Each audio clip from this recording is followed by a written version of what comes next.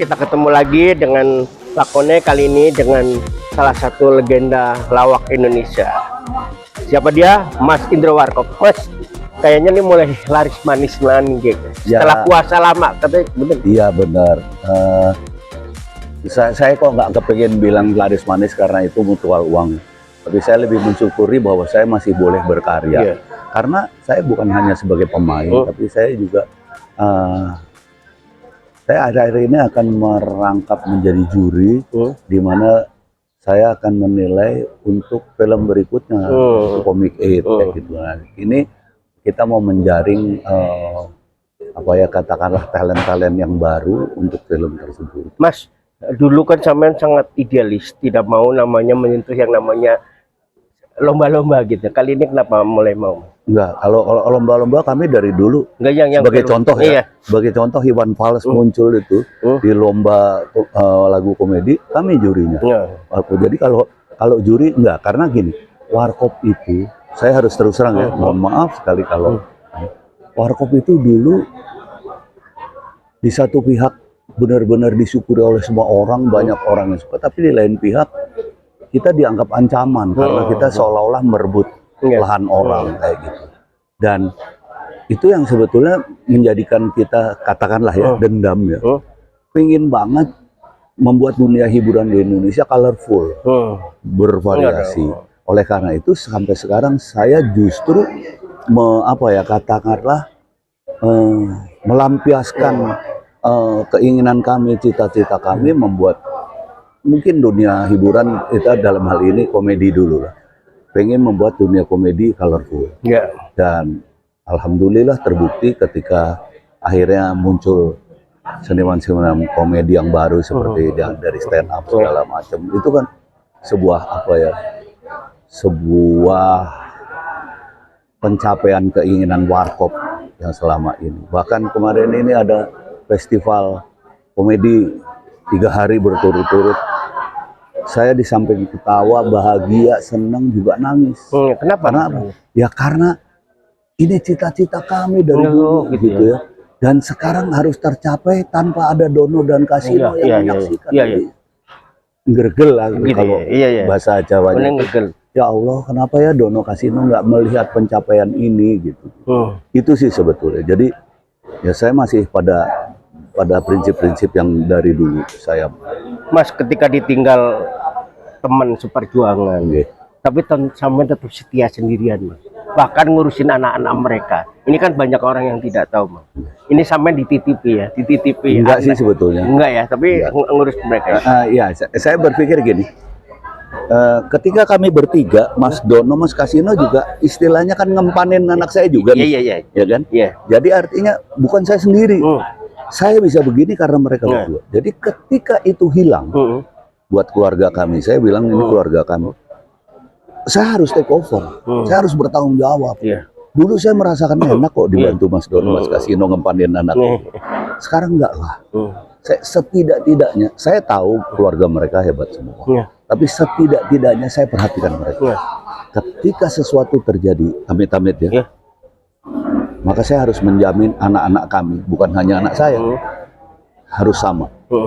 Anak saya sekolah, anak mereka sekolah. Anak saya makan seperti apa, anak saya makan. Indro, Mas Dono berapa anak? Mas Dono 3 anak. Terus? Mas Kasino 1 anak. Anak saya sendiri 3, jadi saya punya anak 7 gitu ya. Itu yang. Mas jadi beban nggak sih, Mas? Sama sekali enggak. Kalau saya boleh jujur. Keadaan itu kan saya sendirian berat. Tapi nggak tahu kenapa ada aja tuh rezeki ya. Maaf ya. Suatu saat ada yang sakit, perlu masuk rumah sakit, bingung saya. Saya nggak usah sebut ininya. Saya pinjam pada produser. Ketika saya mau cicil, produser, lu sebenarnya untuk apa sih? Lu nggak pernah minjem. Saya ngomong untuk ini. Hah? Lu kenapa nggak ngomong? Nggak ada. Itu keluarga gua juga. Bayangin tuh ya. Itu kan yang artinya saya udah kepepet bener, terpaksa saya meminjam itu kan udah. Luar biasa. Gitu. Tapi ya itu yang terjadi gitu. Jadi saya merasa bahwa berkah banget gitu ya. sama sekali nggak ada kesulitan, sama sekali nggak ada ini itu. Bahkan ya maaf ya, boleh dibilang saya nggak terlalu keluar apa-apa tuh, ya. Tapi mereka berkah. Saya cuman ngecek kadang-kadang, kamu gimana? Pelajaranmu gimana? Kamu sekolahnya gimana? Atau mereka kadang-kadang, Bapak, ya saya Bapak, Bapak, udah lama nggak ketemu, gini-gini. Aku mau cuma laporan, adek.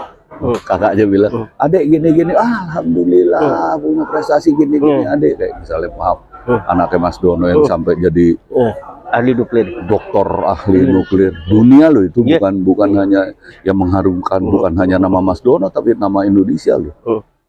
Itu hal-hal kayak gitu. Jadi alhamdulillah berkah, berkah benar. Padahal saya juga merasa bahwa itu keluarga saya gitu, menjadi kewajiban saya gitu. Berat nggak sih Mas orang-orang militer ya? Enggak.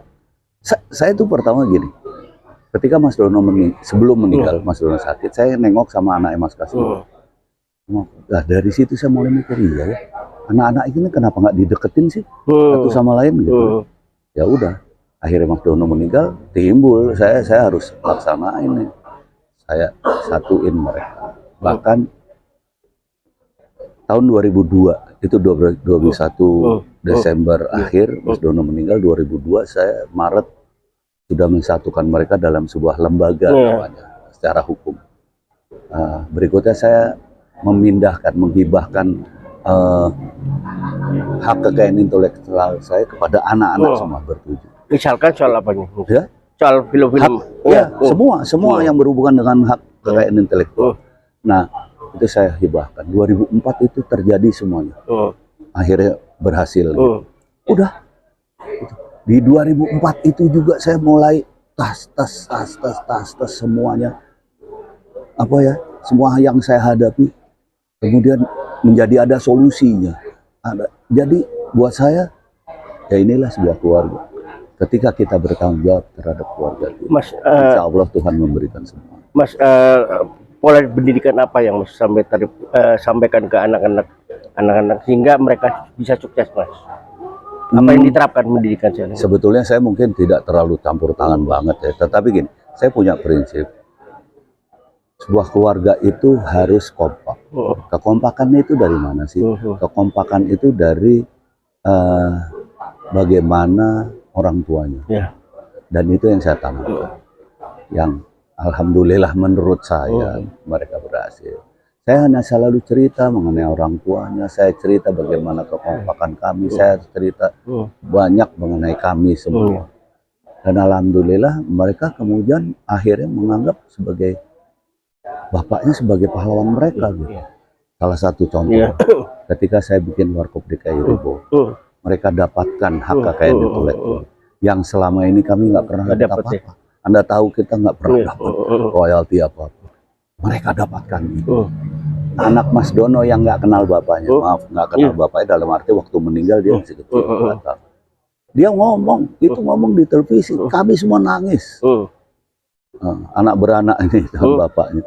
Dia bilang ini, saya nggak kenal bapak saya, bahkan saya tahu bapak saya hanya orang Dono. Saya nggak kenal, saya nggak sempat dekat dengan bapak. Tapi alhamdulillah sampai sekarang bapak saya masih mengirimkan uang untuk saya sekolah. Jadi dia menganggap itu kiriman. Oh gitu ya? Ya, makasih bapak. Sedih nggak lu? Iya. Dengar kayak gitu. Mereka menganggap betul, dia nggak kenal, tapi begitu nggak lama kemudian dia menganggap bapaknya menjadi pahlawan. Oke, terima kasih Mas.